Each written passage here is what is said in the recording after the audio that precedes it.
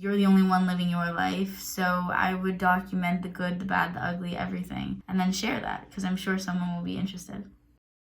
Hi, my name is Lily Gelman. I'm a singer-songwriter and pianist.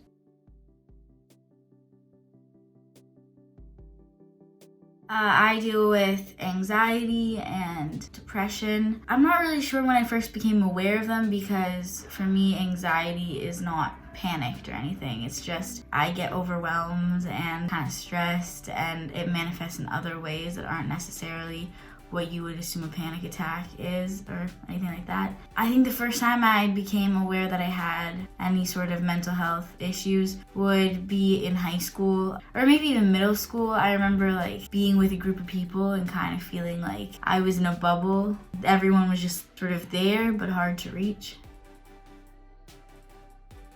Well, like I said before, it felt like I was in a bubble, so that definitely impacted my relationship with others, because I just felt like it was really hard to connect with people or relate to people, because externally I'd be just nodding, being like, yeah, and smiling, but internally I would definitely just feel very numb and just tired.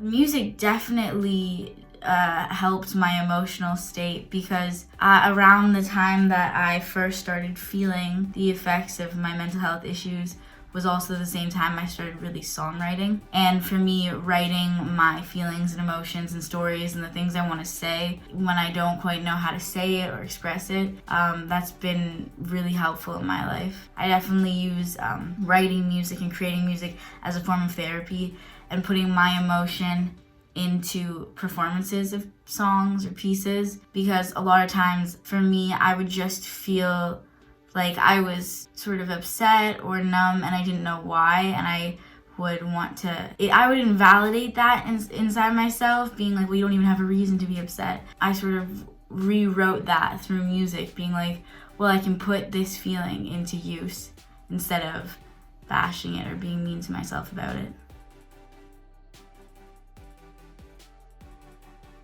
I would say almost everyone I know has experienced some sort of emotional or mental health challenges.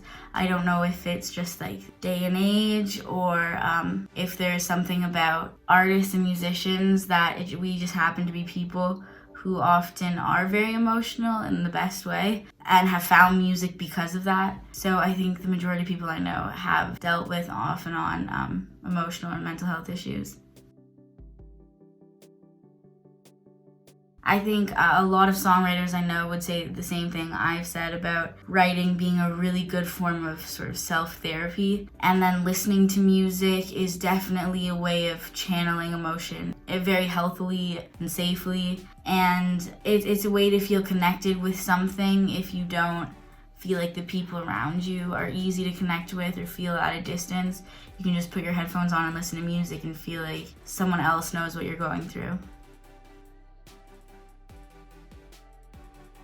No, I have not. I am someone who I have very high functioning anxiety, so I've learned tools for myself, but no, I have not.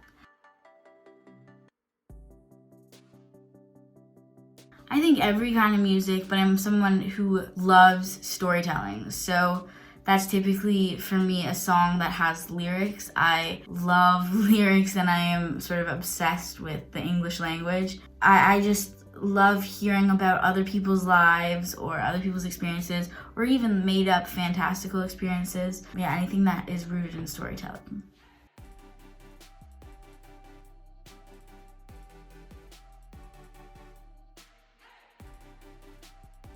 I would say listen to a lot of music and enjoy what you like, and don't be worried about what other people think is cool or listen to. If there's a song that you just love, play it as much as you want. I used to listen to the same album. In the 11th grade, I listened to Heard It in a Past Life by Maggie Rogers, beginning to end all the way to school, and then beginning to end all the way back from school. So I know the entire set list of the song. I just listen to it over and over again, and if that's what makes you feel good, like, just keep doing that and let the music sort of be a release for you. I like just put on my headphones and look out the window and just forget about everything. You're allowed to zone out, even though I know we always feel like we need to be checking notifications or replying to people. That constant stream of information doesn't need you right now. You can take a moment for yourself and just escape into the music. For me, I'm currently at Berklee College of Music, so a lot of my classes, I go in and it's like a band rehearsal, but it's for the class. And I could be having the worst day ever and enter that rehearsal, and then when I leave, it's like I'm a totally different person. There's something about playing with other people and seeing the joy other people have playing music that just gets you completely out of yourself and connecting with others. So I would say if you can find like-minded people or other musicians, play with them, write with them. I love writing with other people, especially in a writing session where you sit down with someone. You might have all this stuff that's sort of boiling inside you, and then you can sort of tell them and share stories, and it's a good way of getting your feelings outside of your body and let them just exist and then leave. I would just say that it's very common, and musicians especially, artists especially, tend to be very emotional and usually interpersonal type of people, where emotions are very at the forefront of our lives. We have to channel emotion into everything we do. So I would say you're definitely not the only one, as cliche as that is. And also, whatever you're going through is very unique to you, even if you feel like, well, everyone has anxiety, but like, look, so-and-so is functioning. I would say try to document whatever you're going through as specifically as it is, because I'm sure someone else will relate to it and also find a lot of beauty in it. And I think that's the point of art, like just sharing our unique perspectives, because you're the only one living your life. So I would document the good, the bad, the ugly, everything, and then share that, because I'm sure someone will be interested. Okay, so I have a song called I Live in My Head that I will be playing.